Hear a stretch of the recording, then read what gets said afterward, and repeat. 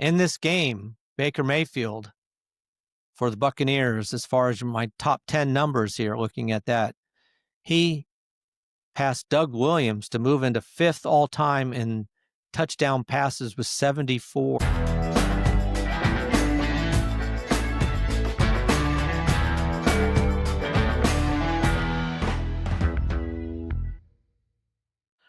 Welcome to Just the Stats NFL, the show that covers the NFL statistical leaders from the all-time greats to the current players leading the NFL. I'm Ernie Jennings, your host, and we're continuing our look at the games from week 2. We'll wrap it up.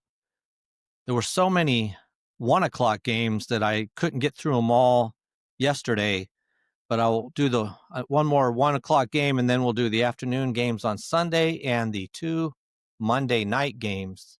Yeah, there were 2. Second one wasn't that exciting, but there were 2. I don't know what NFL decides, like why last week there weren't 2 and this week there was. I'm not really sure.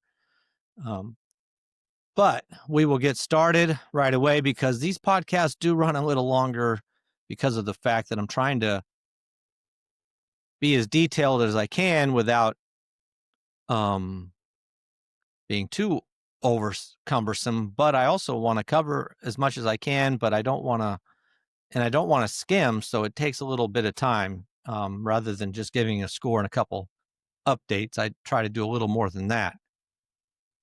All right, so we'll pick up where we left off from yesterday, and we'll start with the Cleveland Browns at the Baltimore Ravens. Got to be happy in one sense if you're a Baltimore Ravens fan because they are averaging 40.5 points. Unfortunately, that was a terrible loss last week, but they racked up another 41 points against the Browns, 41-17, which is quite a score considering what the Browns did to Cincinnati. Even though Browns lost last week, they really held Cincinnati in check. So the Ravens come out and dominate this game. So Baltimore Ravens now lead this series 38 wins to 15 losses, 15 wins for the Browns.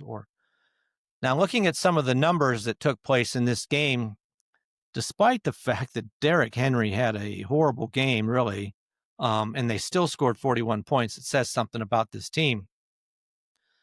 But Derrick Henry only had 23 yards rushing in the game, but it was enough to push him up into 6th all-time for the Baltimore Ravens in rushing with 2,113 yards. He passed Priest Holmes. Next up for him is Willis McGahee, which is going to take him a little while because McGahee had 2,802 yards. So he needs 700 yards, basically.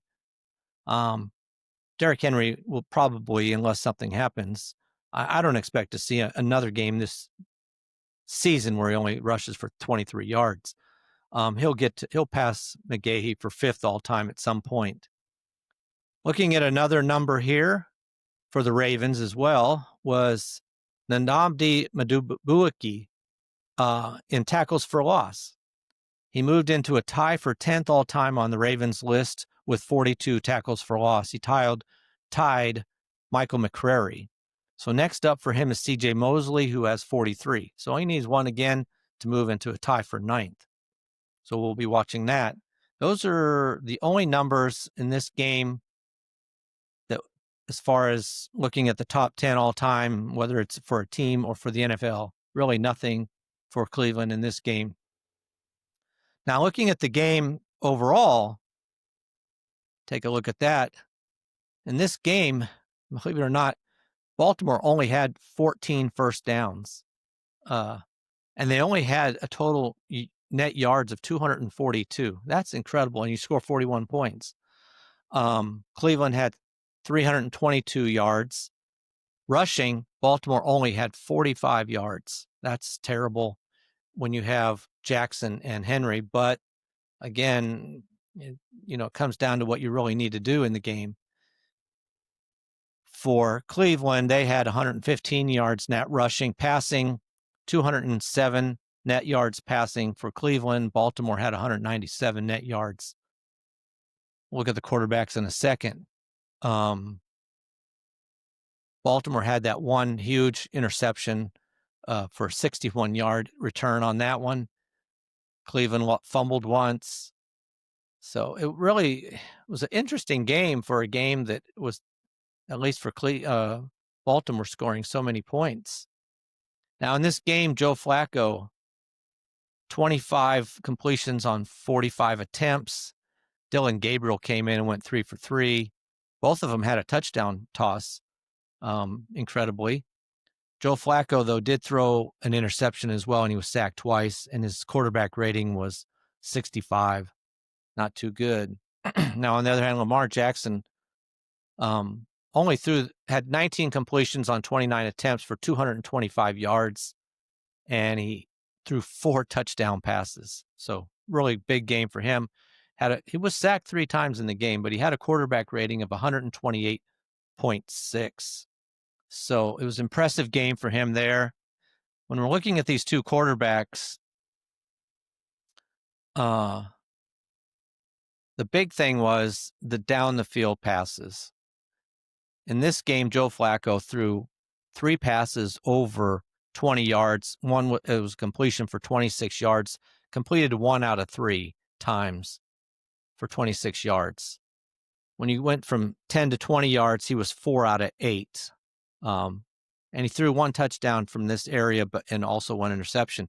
On the other hand, Lamar Jackson was 3 out of 6 of passes over 20 yards. Now, remember, 6 of his 29 attempts were over 20 yards, and he had 2 touchdowns based on that passing route. So good game for him. Not as many passes behind the line of scrimmage, those little dump off screen type passes for him. He does like to throw it down the field if he has the opportunity. So good game for him. Now, looking at some of the other numbers here, I was surprised by how much Quinshon Judkins played in this game, for the fact that he wasn't in training camp, didn't play the first game, but he did rush the ball 10 times for 61 yards. So over 6.1 yard average, pretty good. He did, and in fact, he had a 31-yard carry in that. So he definitely was the guy. Jerome Ford had 6 carries for 31 yards, and Dylan Sampson had 4 carries for 6 yards. So they're already going to be pushing Judkins into this game as much as they can. I think they see the benefit of him over Ford and Sampson. For Baltimore, like I said, this was a rough game for Derrick Henry. Cleveland has been able to shut him down, and they did again. 11 carries, 23 yards, a 2.09 yard average, no touchdowns. So if you had him, obviously you started him in your fantasy league, he really hurt you. Same with Lamar Jackson. He had 2 rushes for 13 yards. And like I said, now, if you had Jackson, though, he saved you with the touchdown passes. So I guess that was a good. Now, those were the top 2. Justice Hill had 3 carries for 7 yards. And really, it was Derrick Henry. They had 21 rushes in the entire game, with Derrick Henry having 11 of those. In the receiving department, again, Harold Fannin, this rookie tight end, has been really, I wouldn't say dominating over Njoku. Njoku had 4 receptions himself for 40 yards on 5 targets. Fannin had 5 receptions for 48 yards on 5 targets. So the ball was evenly distributed between the 2 of them. It makes it tough if you want to grab one of them, but right now they're splitting the time as far as tight ends go. So of the 28 completions that were thrown by the Cleveland Browns, 9 of them went to tight ends. And then Jerome Ford and Judkins had 8 as far as that goes too. So it was the running backs and tight ends for the most part. Jerome Ford had 5 catches on 6 targets, only 23 yards on that. And Judkins had 3 catches for 10 yards. So he touched the ball in this first game of his 13 times already. And I expect to see that go up more near 20. So he's definitely somebody, you can still pick him up in a lot of leagues. You might check it out if you're interested. Now, as far as the wide receivers, Jerry Jeudy, 4 catches, 51 yards on 8 targets. He was targeted the most in this game, 8 times, but for only 51 yards. Second targeted was Cedric Tillman, but he on 7 targets only had 2 catches for 22 yards, but he did have a touchdown catch. Dylan Sampson had the other touchdown reception.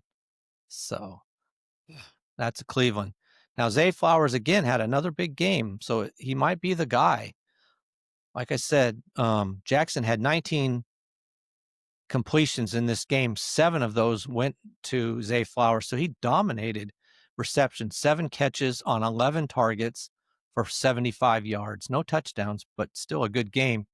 The next best receiver was Justice Hill, only had 3 catches for 18 yards. So he's definitely looking at Zay Flowers. Now, the touchdown passes don't really help you unless you had Hopkins, because no one probably was playing Tylan Wallace, who had 2 catches, 25 yards, and a touchdown, or Devontae Walker, who had 2 catches for 26 yards and 2 touchdowns. I doubt many people had him in their lineup if you're playing fantasy. Now, DeAndre Hopkins did have 2 catches on 2 targets for 64 yards. Big game for him. He had 1 touchdown. He had one where he almost had 2 touchdowns. Honestly, he was so close to the end zone, but he was out about the 1 or 2 yard line. But he could have easily had 2 touchdowns in this game. So, despite Zay Flowers getting a lot of receptions, it seems that often it's Hopkins or who knows, as far as catching the other touchdown passes. When you're looking at Mark Andrews, bad game last week, 1 catch for 5 yards. This game, 1 catch for 2 yards. He was targeted 3 times in the game. I don't know what to think. I wouldn't want to play him now. I just don't know what's going on with their tight end situation. Now, looking at the defense for, let me get to that game real quick here.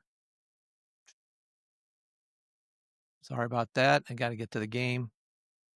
Looking at the defense for these two teams, we'll start with Cleveland on the defense. Newsome had 6 tackles, 1 assist. Total tackles 6, 1 assist.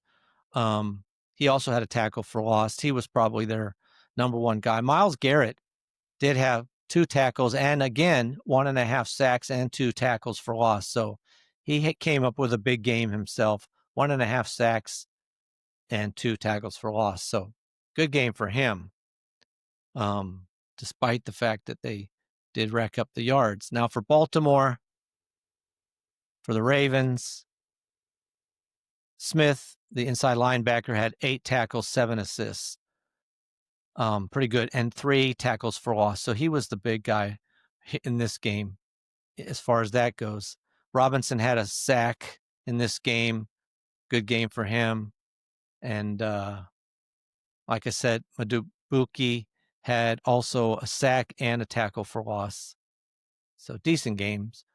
But that is the Cleveland Browns and the Baltimore Ravens, with the Ravens winning 41-17.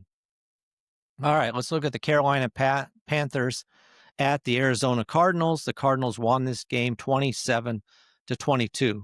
A tough game for Arizona in a way, for various reasons, but the Carolina Panthers still lead the series 15-7.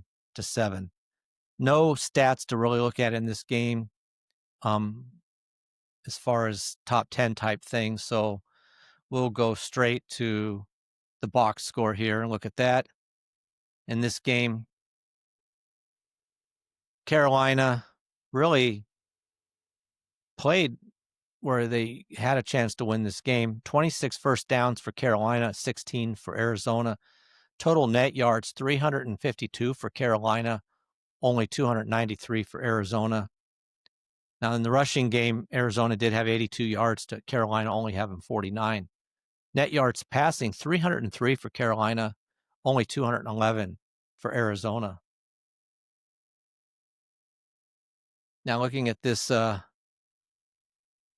game, what held Arizona back really 12 penalties, 96 yards, really hurt them. For Carolina, they did have an interception and a fumble loss, so 2 turnovers in this game for them, which cost them. In the game, they dominated in time of possession, over 33 minutes to less than 27 for Arizona, but it still did not pan out for them.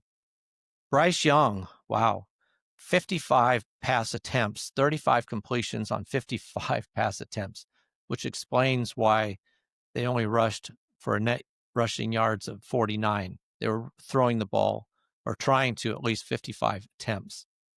328 yards, 3 touchdowns, 1 interception for a quarterback rating of 90.6. A lot of passes in this game, but still could not pull it out. In this game, looking at the box score, you can kind of see why. Arizona was up 20-3 at halftime. So they had pulled out to a decent lead and hung on, basically. Going into the fourth quarter, they were winning 27-9. Panthers came back with 22 points in the fourth quarter, but wasn't enough to catch Arizona. But that explains why there were so many passes. They was just completely trying to come from behind. Now, Kyler Murray, 17 completions on only 25 attempts for 220 yards. So obviously with a huge lead like they had, they weren't throwing the ball as much. 1 touchdown, 1 terrible interception that he threw. The pass was terrible. And he was sacked once. Bryce Young was sacked 3 times. Kyler Murray ended up with a quarterback rating of 92.1. Looking at the running backs, Chuba Hubbard had a big game last week. This game, fortunately, in the receiving department, he did catch a touchdown pass, which helped his stats, but he only rushed the ball 10 times for 38 yards. Obviously, they were passing the ball a lot, but 10 attempts, 38 yards, that's all he had. 3.8 average. Rico Dowdle did carry the ball 6 times, Bryce Young twice, and Xavier Legette, who we don't even know. Honestly, I don't know how much longer. I mean, they have to play him because they don't have many options, but he's not looked good for them, for Carolina. So only 19 rushing attempts. Chuba Hubbard had 10 of those. Now for Arizona, James Conner just hasn't shown yet, but he did have a touchdown, so that helped him. 11 carries for 34 yards and 1 touchdown. Now some of that could come from the fact that Carolina knew they were running the ball. We'll see. Kyler Murray had 7 carries for 32 yards, though one of those, out of the 32 yards, one was on 1 carry. He rushed for 30 yards on 1 carry. So that's what helped pad these yardage numbers. Now, Trey Benson, who almost split time in some sense with James Conner last week, only had 3 carries for 14 yards. Now, looking at the wide receivers, Hunter Renfrow had 7 catches for 48 yards. Jatavian Sanders had 7 catches for 54 yards. Both of them had 9 targets. Now, the big guy here, the rookie, Tedero McMillan, had 6 catches for 100 yards and on 10 targets. So he was targeted more, had 6 catches, a much better average per reception of 16.67, so almost 17 yards. The other two, Sanders and Renfrow, Sanders less than 8 yards, Hunter less than 7 yards. So they were not seeing the ball as far down the field. Now, for Renfrow, though, 7 catches, and he did have 2 touchdown receptions. So they picked him up late in the season, and he's really performed for them. It's been pretty interesting. Chuba Hubbard is coming out of the backfield, 5 catches for 39 yards and a touchdown. So, like I said, Chuba Hubbard didn't look good in the running game, but he did have 5 catches and a touchdown, so that really helped his game. Those were the top players. Like I said, Xavier Legette had 1 rushing attempt for 0 yards, and he had 1 catch for -2. 1 catch on 8 targets. This is a problem for them. It's similar to the situation that the Jaguars have with Brian Thomas. What is going on with Leggett? 1 catch for 8 yards. I don't know. We'll find out during this week what they feel about that. Now, for Arizona, Trey McBride led the team with 6 catches for 78 yards on 7 targets. Again, they didn't throw many passes, only 17 completions, so he had 6 of those. Trey Benson, on the other hand, coming out of the backfield, was the top running back with 4 catches for 30 yards. James Conner only had 1 catch for 18 yards. Marvin Harrison, who you might hope to see improve, but he really didn't, 2 catches for 27 yards, no touchdowns on 5 targeted. So he was targeted 5 times, which was the third most. Trey Benson, the running back, 4 catches on 6 targets, and McBride had 7 targets. Nobody else had more than 3. So really, this is going to be McBride for the most part. And if Harrison doesn't improve, I think you'll see McBride continue to rack up the receptions. All right. Let me look at that's really for the most part this game. It wasn't that impressive of a game overall.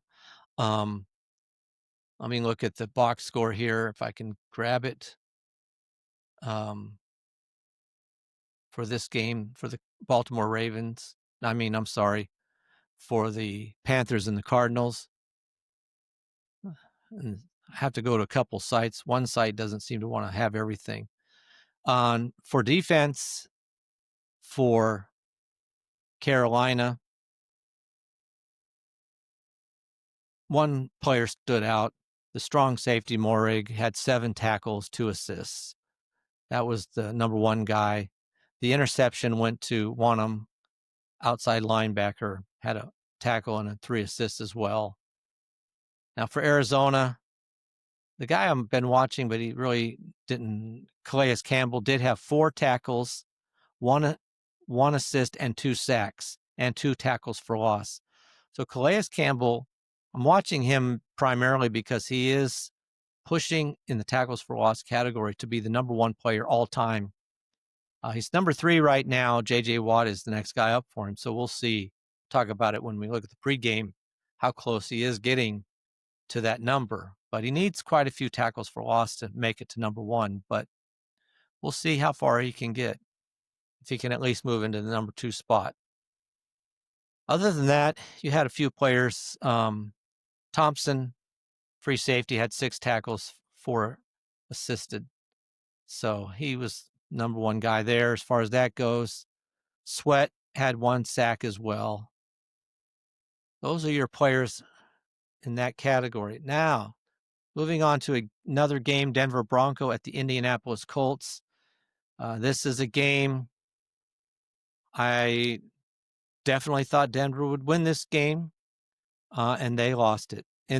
At the end of the game, Colts win this game 29-28. I'm really surprised that defense for Broncos. I thought they would perform better here. Halftime, most of this scoring was in the first half. Halftime, Denver was winning the game 21-20. And in fact, after 3 quarters, they were winning 28-23. So they had this game and they could not keep Indianapolis out of the end zone at the end of the game, and they ended up losing. So this series is tied 15 games apiece. Now, looking at individual players, the only one we'll look at in the top 10 category is for the Colts. Michael Pittman was tied for 7th all-time with Bill Brooks with 411 receptions. He had 4 in this game, so now he has 415. So he's 6th all-time by himself. Next up for him is Dallas Clark with 427 receptions for Pittman to move into 5th all-time. Probably take a couple games for him to do that, maybe 3, 2 to 3. We'll see how it goes. That's the only stat to look at as far as that goes. Now, looking at the game itself, in this game, wow, I really thought Denver's defense was one of the best, but you really got to hand it to Daniel Jones. I think he's somebody to watch. Indianapolis Let's go with Denver, had total net yards of 324. Indianapolis had 473 yards against the Denver Broncos defense. Rushing, they had 167. Denver had 118. In the passing department, net yards, 206 for Denver, 306 for Indianapolis against the vaunted Denver Bronco defense. So really, I'm somewhat shocked by that. And we'll see if it's a fluky type of thing. Indianapolis wins this game. They did have a lot of yards, despite the fact they had 11 penalties for 68 yards. They still ended up winning this game. Incredible. They did hold the ball for over 32 minutes to less than 28 for the Denver Broncos. Now, looking at the numbers here, Bo Nix had a good game. 22 completions on 30 attempts for 206 yards. Not that much in the yardage department, but he did throw 3 touchdown passes, had 1 interception. He ended up with a quarterback rating of 111.2. Now, Daniel Jones against Denver really looked good. 23 completions on 34 attempts for 316 yards, that is. Big difference between the two. I mean, there's only one difference in completions, but Bo Nix threw yards per attempt at 6.9. Daniel Jones was 9.3 yards per attempt. He had 1 touchdown pass. He was sacked once. Indianapolis never got to Bo Nix, never sacked in the game, so pretty good for him. Now, Daniel Jones ended up with a quarterback rating of 107 in this game. It's a really impressive game for Indianapolis, and it makes me wonder really how good they are and how good they can be. The question mark was the quarterback, really, but he's played quite well. Looking at the numbers here, he did attempt 5 passes over 20 yards, but only 1 completion on those 5 attempts. Did do better from 10 to 20 yards, made it 4 out of 5 in that category. And really, they do not throw the ball. In this game, Daniel Jones did not throw many little dump-off screens behind the line of scrimmage. In fact, only 2 for 4 in that category. Most of the passes were from up to 10 yards, and he really did well in that area. So he had a good game. Bo Nix, on the other hand, he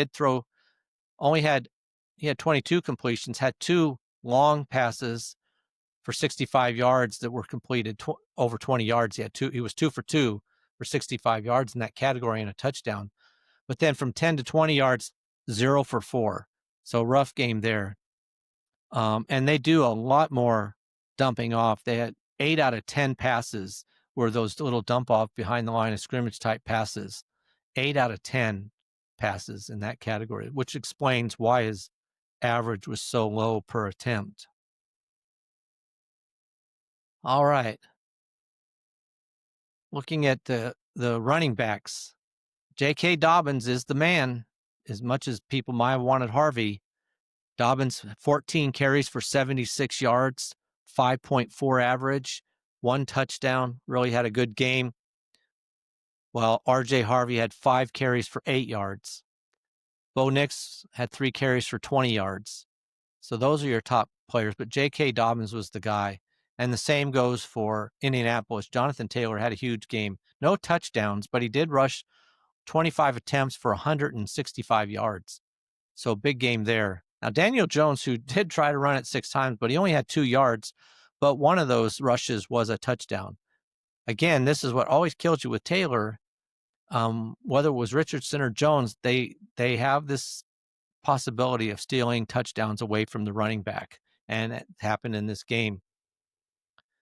Looking at the receivers, Troy Franklin for Denver, 8 catches, 89 yards on 9 targets. He dominated in this category. I don't know what happened with Cortland Sutton. 1 catch, well, I do, but for various reasons, only 1 catch, 6 yards on 4 targets. Rough game for him if you had him, which obviously you probably started him, but this is 2 weeks in a row now for Franklin to have good games. Like I said, 8 catches, 1 touchdown, 89 yards. No one was really close to that after that. Marvin Mims had 2 catches for 24 yards. He did have a touchdown, though. That was good. And Adam Troutman also had 3 catches for 10 yards and a touchdown. So those are your touchdown passes. Evan Ingram, really thought more would happen with him. 1 catch for 12 yards on only 2 targets. So we'll see how that goes. But right now it's been Troy Franklin for the most part as far as Denver goes. And they didn't have to pass the ball. I mean, they had 22 receptions in this game, but they were spread out all over except for Troy Franklin. Looking at the Indianapolis Colts, in this game, Josh Downs, they've been put out there a lot about him being the number 1 receiver for this team or the most talented, I should put it that way. He did have 6 catches for 51 yards on 8 targets. So he was targeted the most. Tyler Warren was targeted second most with 7. The tight end, he had 4 catches, 79 yards. So he had another good game. He's definitely a tight end you want to maybe think about starting on your lineup. I think he's going to be in every game. Michael Pittman, who was the big guy last week, had 4 catches on 5 targets for 40 yards. Not as good a game for him. And Alec Pierce had 4 catches on 68 yards on 5 targets. Those are your top players. Now, Jonathan Taylor, what a game he had. He didn't get a touchdown rushing, but in the receiving game, 2 catches, 50 yards, and a touchdown. Made the most out of those catches. 1 was for 43 yards, one of the catches. So he had a big game there. So he did end up getting a touchdown in this game. And Jonathan Taylor touched the ball 27 times in this game let me get this number here, for a total of 215 yards. So he dominated. Really an excellent game for him. All right. Looking at the defense in this game, Patrick Surtain, no interceptions, but he's always so good. 9 tackles, 2 assists for a total 11 tackles. Good game for him. He really dominated. So did Talanoa Hufanga. 5 solo tackles, 5 assists for 10 total. So those 2 had a good game. And unfortunately for them, no one had a sack in this game, or an interception. Looking at the Colts, really no one stood out. You just had a lot of players with consistent numbers. Cameron Bynum did have an interception, so that was good for him. But other than that, they didn't sack the quarterback either. So really, it was kind of just a spread out as far as tackles go. All right. Next game up, the Philadelphia Eagles at the Kansas City Chiefs. This was a big game. A lot of hoopla about this. And I was really shocked that Kansas City was favored considering that their receivers situation and their running back situation. And it was in Kansas City, though. But Eagles ended up winning this game 20-17. So the Eagles, it was tied. The series was tied going into this game. So now the Eagles lead the series 7-6. There was really no stats to look at as far as top 10 because you already have Mahomes and Kelsey, number 1 players on their team. But some stats are coming soon for this game, for this team. So looking at the Kansas City game again. Game was close, which was really surprising. Kansas City, I mean, the Eagles just looked like they had this game, and Mahomes did his best. Basically, you feel like he's playing by himself. He ran around a lot, and had a lot of runs that he had to make to get the first downs or to keep them in the game. But halftime was 10-10 at halftime. But Philadelphia ended up with 20-17 win. Looking at the numbers, it was, like I said, Kansas City, 294 net yards. Philadelphia only had 216 net yards. Rushing game, it was even, 122 rushing yards for the Eagles, 121 for Kansas City. In the passing game, boy, this is rough when Philadelphia, 94 net yards passing. Kansas City only had 173. Rough looking there. Now, this is where it was different. Despite the fact that Philadelphia Eagles only had 216 net yards, they held the ball for 32 and a half minutes for 27 and a half minutes for Kansas City. So they really dominated in this category. It was just an interesting game. Philadelphia did have one interception. It was a very slow-moving game. Looking at the quarterbacks, Jalen Hurts, 15 completions on 22 attempts, so only 15 completions for 101 yards. Yards per attempt, 4.6. That's incredible. Sacked twice, quarterback rating of 78. Just really horrible in a way. No touchdown passes. Now, Patrick Mahomes didn't do much better. 16 completions on 29 attempts for 187 yards, a 6.4 yards per attempt average, one touchdown, one interception. And that touchdown was this is where he got almost a quarter of his yards, was 49-yard touchdown bomb that he threw. That was really the only big play that the Eagles gave up. He was sacked twice, and his quarterback rating was only 72.1. He's been consistently, actually, both these quarterbacks been consistently in the top 5 or 6. I don't know if you can keep them there. If the Eagles continue to run the ball and limit the passing, if that's all they have to do, I think that's what they'll do. On the other hand, Kansas City, until they can get some more receivers on their team, Worthy should be back from what I'm understanding. So that will definitely help out Mahomes, because Brown had to come up big in this game and he really didn't. We'll look at that in a minute. Let's look at this real quick. I want to look at the quarterbacks in this game. It was really sad, to say the least. Looking at the numbers here, Hurts, he tried 4 passes over 20 yards, got 1 out of 4 for 28 yards, so it wasn't much over. Did not throw a single pass from 10 to 20 yards, not one.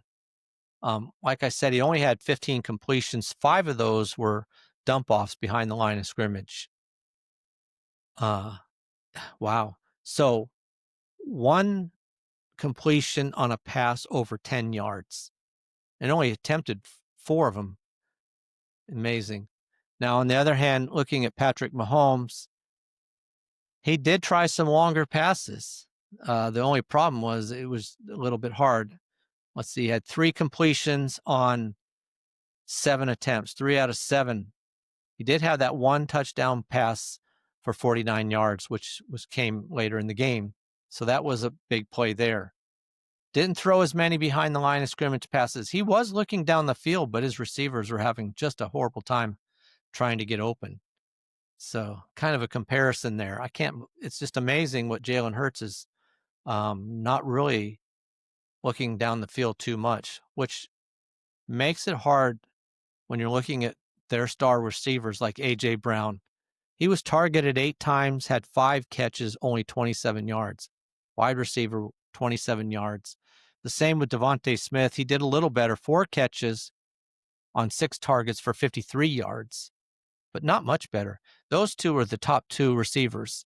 The next in yards or reception, Saquon Barkley had 2 catches for 6 yards. That's the next leading receiver as far as yards go, 6 yards. So those 2, Brown and Smith, led the team, which you like to see, but the yardage was horrible, and it really killed you if you had either one of them. Most people probably starting Brown if you have him on your team. You may have to look at these games, and if it's going to be a tight game, a tough game, you might want to start Brown. But if it's going to be a game that looks like a blowout, you may decide Brown may not be somebody you want to play. Obviously, you're going to play Saquon Barkley. Looking at the running game, like I said, those were the receivers. Let me take a quick look at the Kansas City receivers. It was Marquise Brown, but 5 catches, only 30 yards on 5 targets. So just not down the field. Travis Kelce, 4 catches on 6 targets. So he was targeted the most in this game, 61 yards. He had the most yards on 4 catches.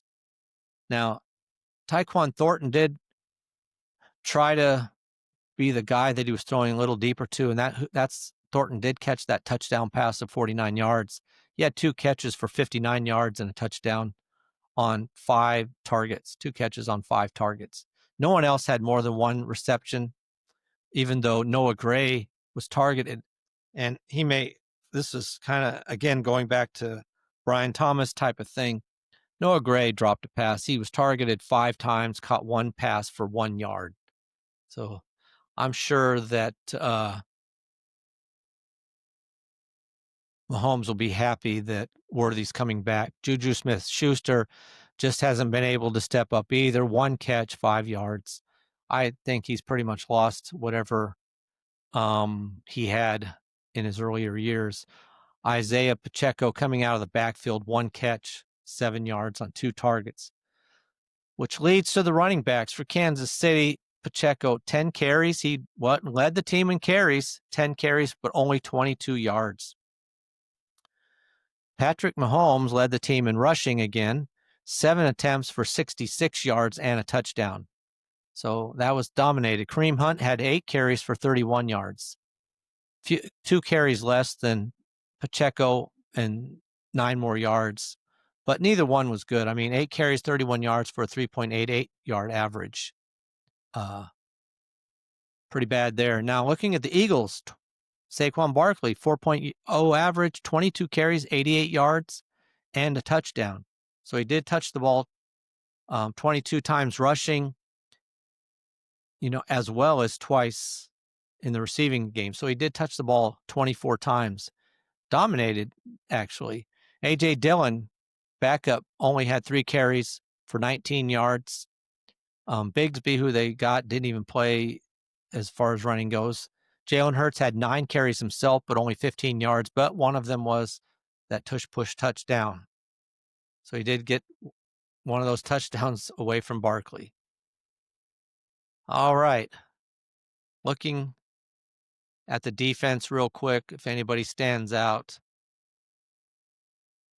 Not really.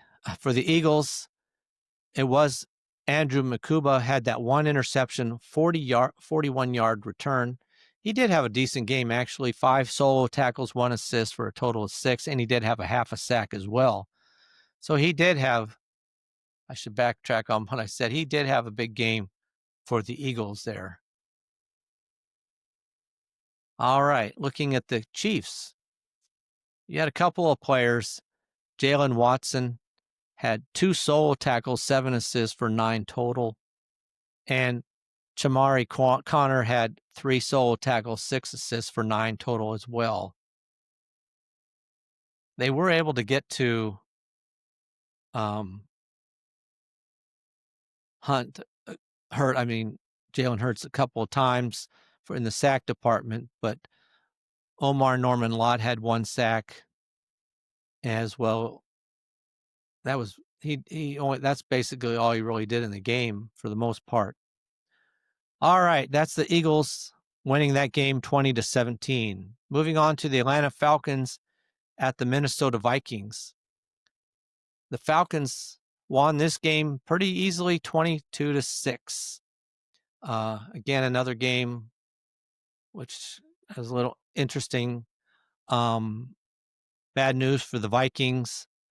So before I get started with that, the Vikings still lead this series 22-13. All right, looking at the game, and again, before we start, but for Minnesota, a couple of injuries. McCarthy could be out 2 to 4 weeks. We'll watch that with a high ankle sprain. That really, we'll see. Carson Wentz can come in, but what does he have left? He hangs on to that ball too much. We'll see. But he should start and fill in for McCarthy for however long he's gone. We'll find out as the week goes on. Aaron Jones had a hamstring issue. He may miss the next game. We'll watch that as well, but that's definitely an upgrade for Jordan Mason if Aaron Jones does not play at all. Those are a couple of injuries. That's really the only thing as far as that game goes. So let's look at the box score. In this game, Atlanta, 19 first downs to only 10 for Minnesota. total net yards, Atlanta 326 to 198 net yards for Minnesota. Really rough game. In the running department, Atlanta dominated here. 218 yards rushing, 5.6 average overall, and for Minnesota, only 78 yards rushing. But again, they were, when you fall behind, and really they weren't behind by a lot. It was only, by the end of the third quarter, it was only a touchdown difference. I mean, Atlanta Falcons had 12 points. Minnesota had 6 at the end of 3 quarters. So the game was still within reach, but Atlanta just kept on running that ball. But in the passing game, neither quarterbacks did anything. Penix had 108 net yards. For the Vikings, they had 120 net yards. Both teams only threw 21 passes, so we'll look at that in a minute. Really a rough game. The problem here for Minnesota, 4 fumbles, they lost 2 of them. That's just too, you can't do that. For Atlanta, they did have 2 interceptions though, but you can't have 4 fumbles in a game. And the other part was keeping Minnesota from scoring was the fact that they were only on the field for 23 and a half minutes to 36 and a half for Atlanta. So that running game, they just pounded Minnesota and they couldn't do much about it. Looking at the quarterbacks, Michael Penix, 13 completions on 21 attempts for only 135 yards. No touchdowns, no interceptions. He was sacked 3 times for a quarterback rating of 80.5. On the other hand, McCarthy, 11 completions on the same amount of attempts, 21 attempts, 158 yards, no touchdowns, 2 interceptions. He was sacked 6 times. Really a bad game. Quarterback rating of only 37.5. That's terrible. 37.5 quarterback rating. I thought he might show better. He looked horrible last week in the first 3 quarters. In the fourth quarter, he really came through strong. This game didn't happen. Looking at the running game, and we'll start with the Minnesota Vikings. Mason, 9 carries for 30 yards. He led the team. McCarthy had 5 carries himself for 25 yards, and Aaron Jones had 5 carries for 23 yards. So you could see if Aaron Jones is out, that would be a definite improvement for Mason, but the yardage still did not look that good. And if McCarthy's out, there could be, by defenses, maybe more pressure on the running game than they would like and force Wentz to win the game. Now, on the other hand, for the Atlanta Falcons, Bijan Robinson had a huge game, 22 carries for 143 yards, no touchdowns. Tyler Algier had 16 carries himself for 76 yards, and he did have a touchdown. So they ran the ball 39 times. Those 2 players had 38 of those. Penix ran at 1 time. But big games for both running backs, if you happen to be playing Algier as well. In the receiving department, Robinson also had 3 catches for 25 yards. No touchdowns this time, but he did touch the ball 25 times in this game, so a good game for him. And Algier touched the ball 17, so 2 big games for their running backs. But as far as the rest of the team, Kyle Pitts led the team in receptions with 4 receptions on 5 targets for 37 yards. Drake London only had 3 catches on only 4 targets for 49 yards. So he led in yardage, but only 49. Like I said, Robinson on 3 catches he was targeted equally the most with Pitts, 5 targets for Robinson. He had 3 catches for 25 yards. Darnell Mooney, 2 catches for 20 yards. No one had a touchdown catch in this game for Atlanta. And the same goes for Minnesota. Justin Jefferson did have a good game. Only 3 catches, though, but 81 yards. So it's not going to look too good in the stat numbers, but 81 yards does help at least a little. He was targeted 6 times, so he was targeted the most. Jalen Naylor was second in targets with 5 and in 3 catches for 31 yards. Those were the top 2 as far as that goes. Only 11 completions for Minnesota in this game. Jordan Mason had 2 catches out of the backfield for 8 yards. Aaron Jones was targeted once, but no catches. As far as the tight ends, Hawkinson only had 1 catch, targeted 3 times, but only 1 catch for 12 yards. So we'll see. Adam Thielen did have a couple of catches for 26 yards himself. So he was included in this game. But really, overall, it was the Atlanta Falcons running game that dominated the game, and otherwise the quarterbacks just sat there and watched. Minnesota could really get nothing going. It does say something about the Atlanta defense may be better than we realize. Though when you look at the numbers here, no one stood out. I mean, no one had more than a total of 5 tackles. Total number. It was just spread out among the whole team as far as that goes. Billy Bowman did have an interception, so that was good. In the sack department, Zach Harrison had 1.5 sacks. And Brandon Dorlus also had 1.5 sacks, so they both had good games there. For Minnesota, 2 players. Theo Jackson had total 9 tackles, and so did Ivan Pace. He had 7 solo tackles, 2 assists for 9 total.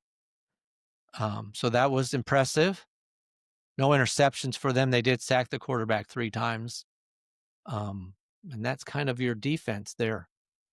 So, moving on to the next game, the Tampa Bay Buccaneers at the Houston Texans. This was a close game, but Tampa Bay Baker Mayfield he just would do whatever it takes to win, and you love it. But he came back and won that game over the Texans 20-19. Houston lost 20-19, and this was a home game for Houston. Houston still leads the series 5-2. They haven't played that many times against each other.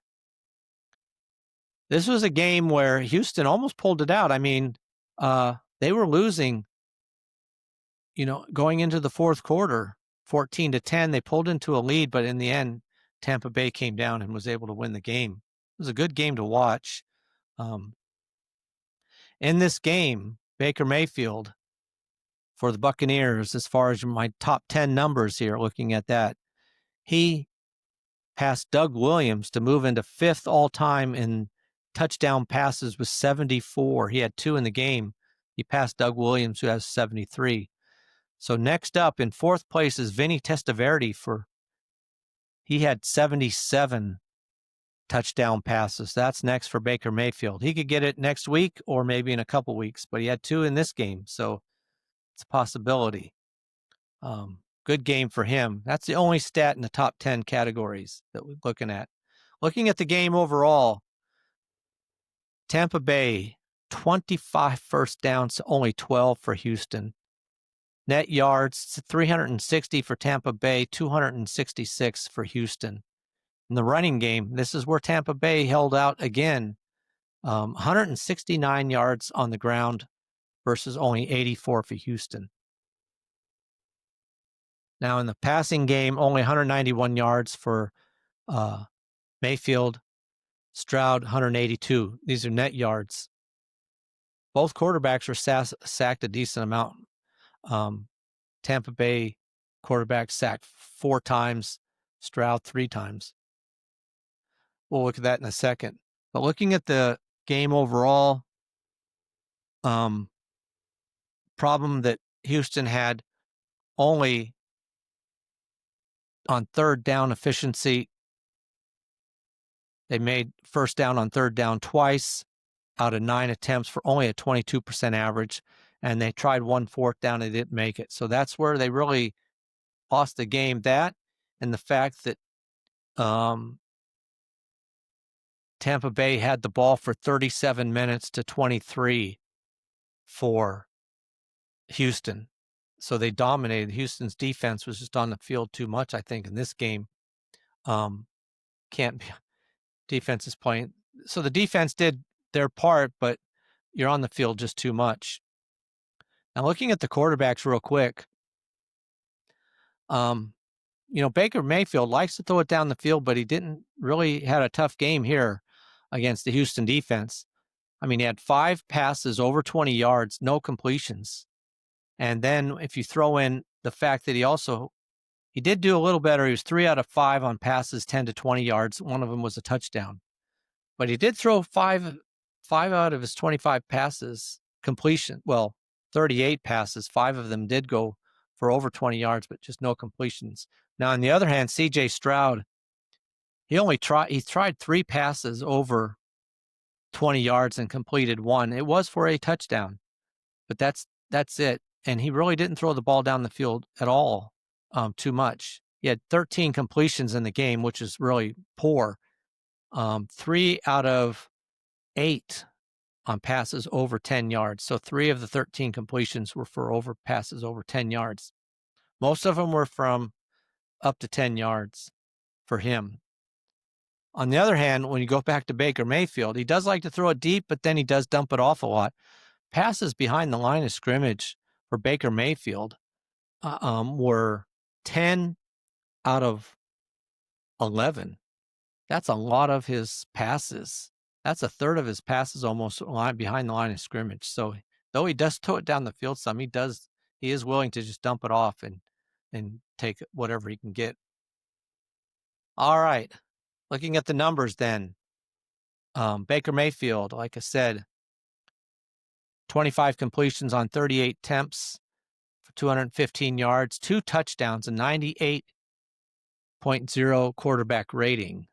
Was sacked 4 times. CJ Stroud, 13 completions on 24 attempts for 207 yards, 1 touchdown.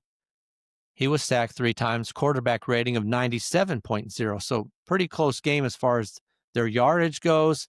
The amount of passes it took Baker Mayfield to get to the same yardage was almost double. I mean, he had 25 completions to only 13 for CJ Stroud. But Baker Mayfield, when we looked at all those passes behind the line of scrimmage, his yards per attempt was only 5.7, while CJ Stroud's was 8.6. Looking at the running backs, Irving had a decent game, 17 carries for 71 yards, no touchdowns though.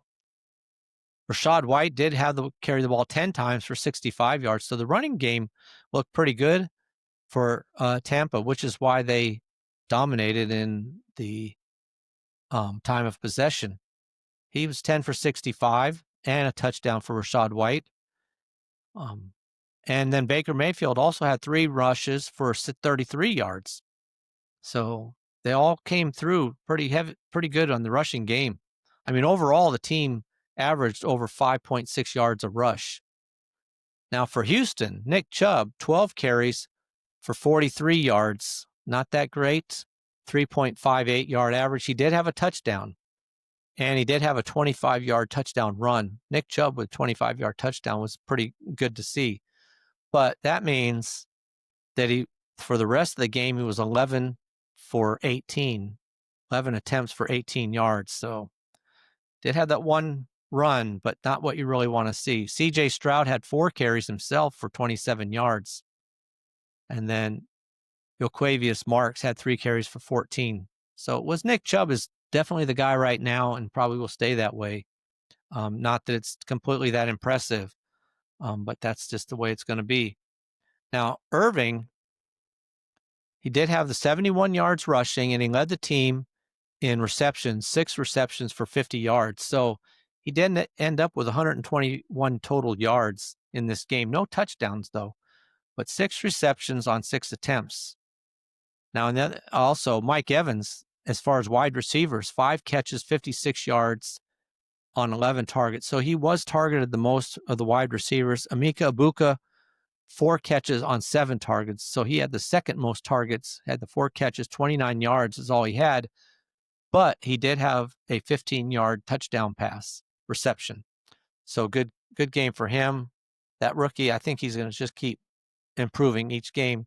Sterling Shepard came up with 4 catches on 34 yards. One of them was a big, important catch, first down catch where Mayfield was scrambling. He found Shepard just as he running side along horizontal and caught him just before he went out of bounds for a good first down there. As far as the tight end, Cade Otton, 3 catches, 25 yards. The one other touchdown pass that Mayfield had was to Ryan Miller, 1 catch, 20 yards, and it was a touchdown. Looking at Houston, it's going to be a rough year for some of these wide receivers that you really want to play. Nico Collins, 3 catches, 52 yards. He did have a touchdown, which really saved him.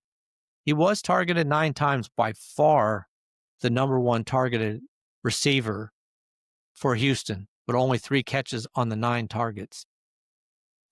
And his touchdown was that not 29-yard touchdown pass. So big play there. But other than that, Dalton Schultz, tight end, had 3 catches for 29 yards.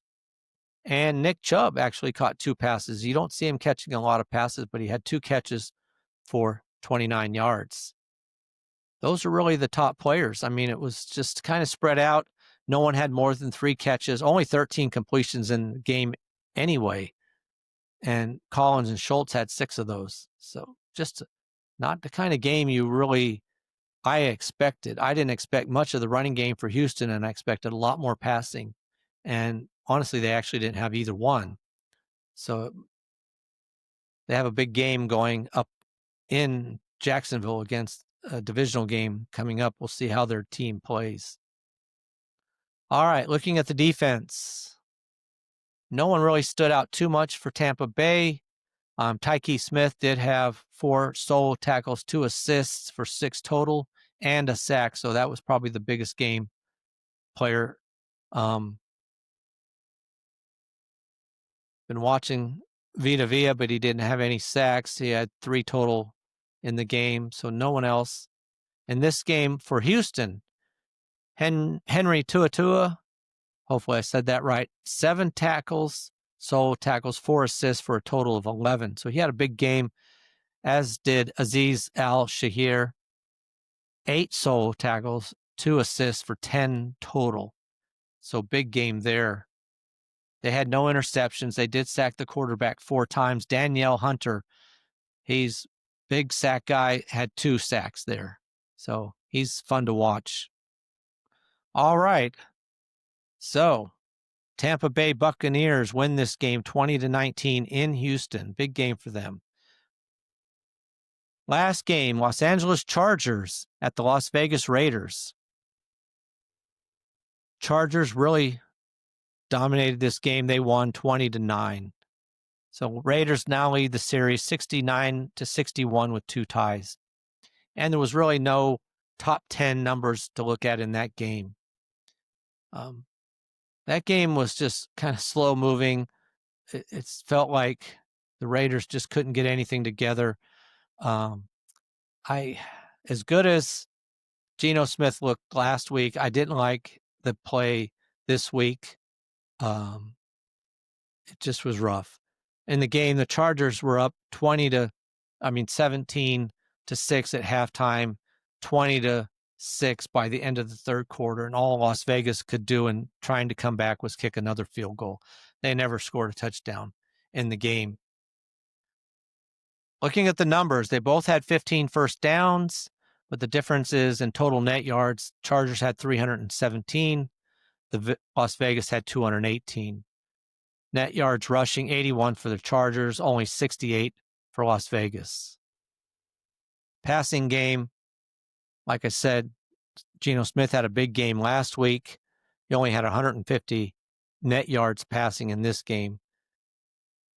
Herbert had 236 yards net passing in the game. Looking at the other numbers, Chargers intercepted Geno Smith 3 times. And I don't know, he just sometimes, you watch the game. If you watch the game, he just heaves the ball. And it's like, I just hope somebody on my team catches the ball. One of the interceptions, I mean, there's Charger defenders all around the receiver. The receiver really didn't have a chance. So I just didn't like the gameplay by Geno Smith in this particular game. So they had 3 interceptions, 2 fumbles, 1 loss. So 4 turnovers in this game, which explains why they lost. Just not a good game overall. They had the ball for 28 minutes to almost 32 for Las Vegas actually had the ball more, almost 32 minutes, but couldn't do much with it, 28 for the Chargers. Looking at the quarterbacks, Justin Herbert, 19 completions on 27 attempts, 242 yards, 2 touchdowns, sacked twice, 122.8 quarterback rating. Really a good game for him, very controlled game. They didn't need to pass it a bunch, and they just kept the game moving along. Geno Smith, on the other hand, terrible game compared to last week. I know I can compare, and this is what makes it difficult when you're trying to gauge players going into week 3.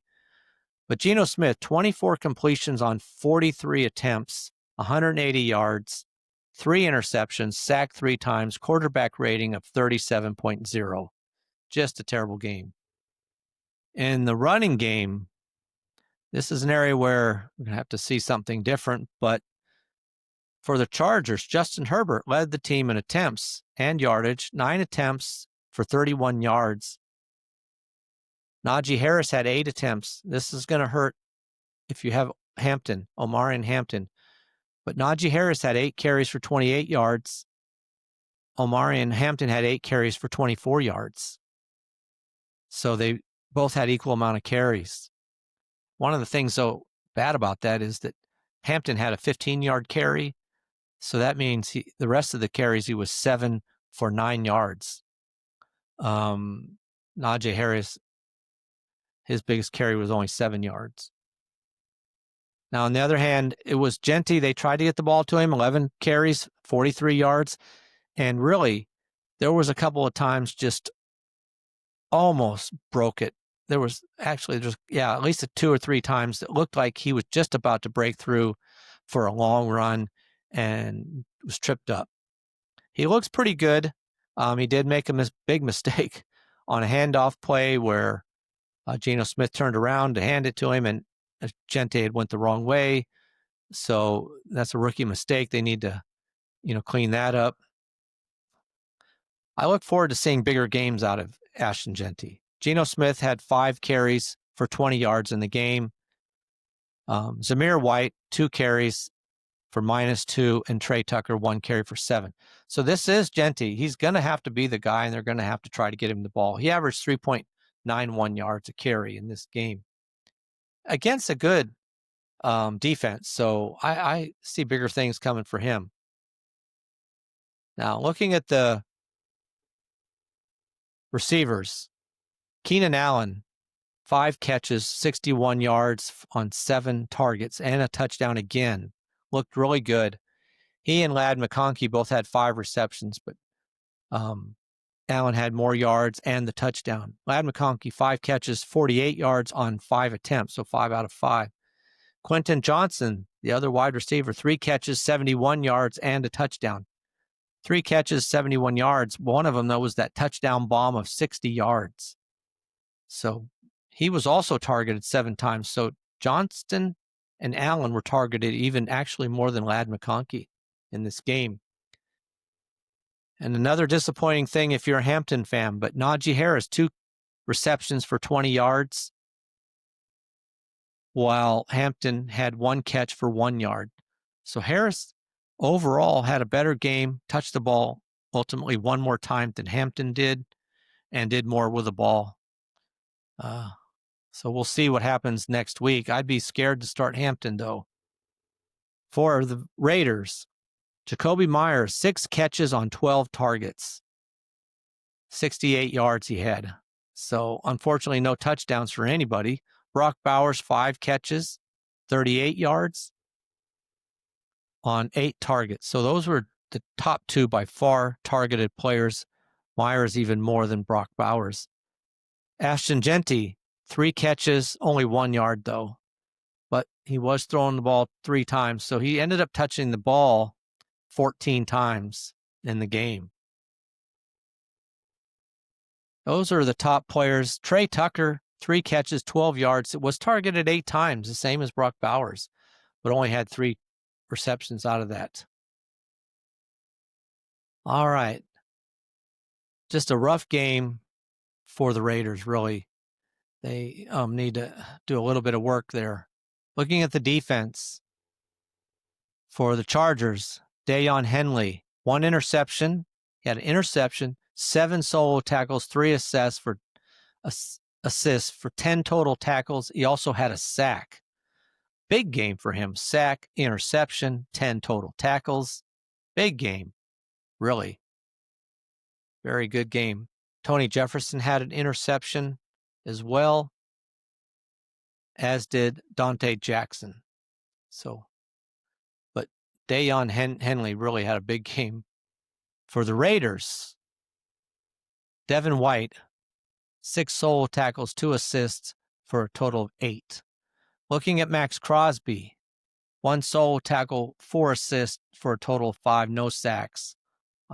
He put some pressure, but really that was about it for him. They had no interceptions. They did sack the quarterback twice, and both times were by Jonah Lawu. So he did pretty well in the sack department. All right, that's a look at the games. That's a wrap for all the games. We wrapped them all up. Those are the 2 Monday night games. Tomorrow, on Wednesday, I'll be looking at the standings for the games and the leaders in the NFL, and then we'll look at the fantasy leaders as well. Look at the fantasy numbers, who's doing well, who is not, that type of thing. It's going to start getting better as far as that go, because we'll be able to pile up games of stats and see the consistency. It's going to be difficult even despite 2 games, because you had a lot of players who looked tremendous in week 1, terrible in week 2, and vice versa. Like, for example, Derrick Henry, huge game week 1, probably one of his worst games ever week 2. So, you kind of have to gauge what's the reasons behind these. But we'll look at that tomorrow when we look at the games. Hope you like this podcast. Like and subscribe. You can go on Yahoo. You can see the podcast or listen to it at Just the Stats NFL. You can also find me on any podcast outlet, Apple, Spotify, any other one. If you don't find it, let me know. You can email me at justthestatsnfl@gmail.com. Find me at Facebook, X, Instagram as well. So I appreciate you listening. And I think that is a wrap for this episode of Just the Stats NFL. So until next time, I'm out.